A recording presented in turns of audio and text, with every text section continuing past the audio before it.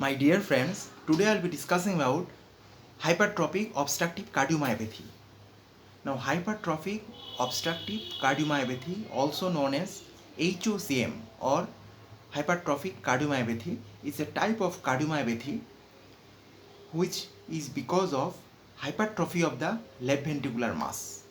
And most common area that is involved in left ventricular hypertrophy is septum. So from the word itself, hypertrophic obstructive cardiomyopathy, it it understands that, or we understand that it involves hypertrophy of the ventricular mass. And obstructive means the hypertrophy so occurred in the left ventricle, it causes obstruction to the blood outflow. And cardiomyopathy means a disease which affects the heart muscle. So in hypertrophic obstructive cardiomyopathy is a type of cardiomyopathy where the because of genetic changes or mutation in the gene responsible for sarcomere protein or structural cytoskeletal protein of the heart, there is overgrowth or enlargement of the some part of left ventricle, and mostly interventricular septum is the most common area that is affected, leading to hypertrophy of the interventricular septum, and which ultimately obstructs the amount of blood coming out, that is it causes outflow tract obstruction. And it also involve stiffness of the left ventricular wall as well as various valvular defect such as mitral valve deformity and mitral regurgitation. So hypertrophic obstructive cardiomyopathy, it has several name. It is also called hypertrophic obstructive cardiomyopathy or hypertrophic cardiomyopathy. Also it is known as idiopathic hypertrophic subaortic stenosis, and it is also known as asymmetrical or asymmetric septal hypertrophy. Because why is asymmetric? Because the septum of the interventricular septum, especially interventricular septum, become enlarged, and which compromise the left ventricular chamber volume, and thus the outflow of the left ventricle or blood coming out from the left ventricle is obstructed, leading to left ventricular outflow tract obstruction. So it may leads to various complications like heart failure, arrhythmia, mitral problem, mitral valvular problem, valvular heart disease. It may also leads to sudden cardiac death, even cardiac arrest, and it is one of the important cause of causing sudden cardiac death or sudden cardiac arrest in athletes who have a family history of that same disease or hypertrophic obstructive cardiomyopathy. So in obstructive cardiomyopathy, a portion of the heart, especially left ventricular and more specifically the interventricular septum and some part of and the subaortic region is undergo enlargement or hypertrophy, which ultimately leads to the defect in contractile capacity of the heart, and because of the hypertrophy it blocks the amount of blood coming out from the left ventricle, causing left ventricular outflow tract obstruction. That is the most important clinical finding of or clinical feature or one of the important pathophysiology of hypertrophic obstructive cardiomyopathy. It affects 1 in 500 people. Both men and women are equally involved, and it affects all the subjects or individuals of all age group. So there is no age range. It can affect any ages. Even children can be affected. Even in children also it may leads to hypertrophic obstructive cardiomyopathy.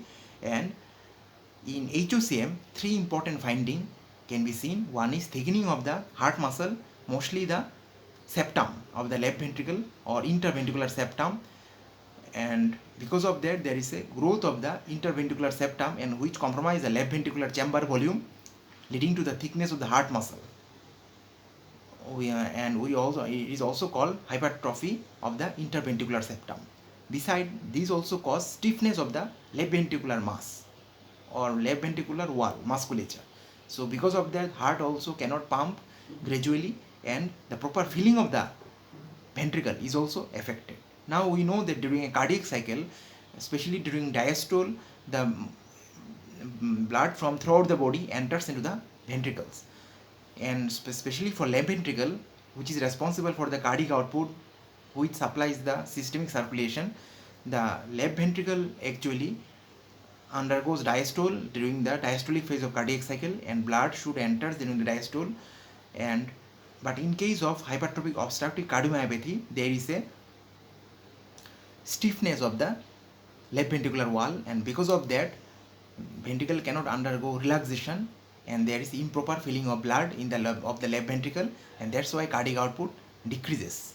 Besides, there is also asymmetrical hypertrophy of the septum, and because of the asymmetrical hypertrophy of the septum, it compromises the left ventricular chamber volume and causes a outflow tract obstructions. So blood coming out from the left ventricle is obstructed because of the hypertrophy of the interventricular septum, especially on the ventricular side of left ventricle, and that's why it leads to the various sign symptoms like chest pain, then less cardiac output, even blood pressure changes, then it may also leads to dyspnea, then syncope, faintness, lightheadedness, and so on. That will be discussing in a different video, but at this moment we are going to discuss that the three important findings or three important pathophysiology of hypertrophic obstructive cardiomyopathy is thickening of the heart muscle, especially interventricular septum, and it is also called asymmetrical septal hypertrophy, and it also includes stiffness of left ventricle. So left ventricular wall become very stiff, so they cannot undergo diastolic recoil or diastolic relaxation, and that's why there is improper filling of blood. Another disease is heart valve disease, especially mitral valve is involved because there is outflow tract obstruction, and that's why heart cannot pump the enough amount of blood. Blood coming out from the left ventricle is very much less, and because of the asymmetrical hypertrophy of the interventricular septum, it causes deformity in the mitral valve, and it may leads to mitral valve regurgitation or leakage of blood from the left ventricle into the left atrium by regurgitation of blood through mitral valve, which is called mitral regurgitation.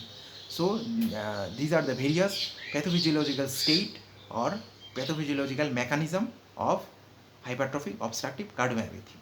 So hypertrophic obstructive cardiomyopathy is a type of cardiomyopathy which involves hypertrophy of the interventricular septum and some of the heart muscle, and because of that there is an obstruction in the outflow of the left ventricle, and that's why blood coming out from the heart is of low volume, and it may create various sign symptoms depending on the degree of the disease. It involves mainly three important pathophysiology. Number one is thickening of the heart muscle, number two is stiffness of the ventricle, and mitral valvular disease like mitral regurgitation. So there are several names for the hypertrophic obstructive cardiomyopathy. Now these are called asymmetrical septal hypertrophy, then idiopathic hypertrophic obstructive cardiomyopathy, then it's also called idiopathic hypertrophic subaortic stenosis, and it is also called HOCM. Thank you very much.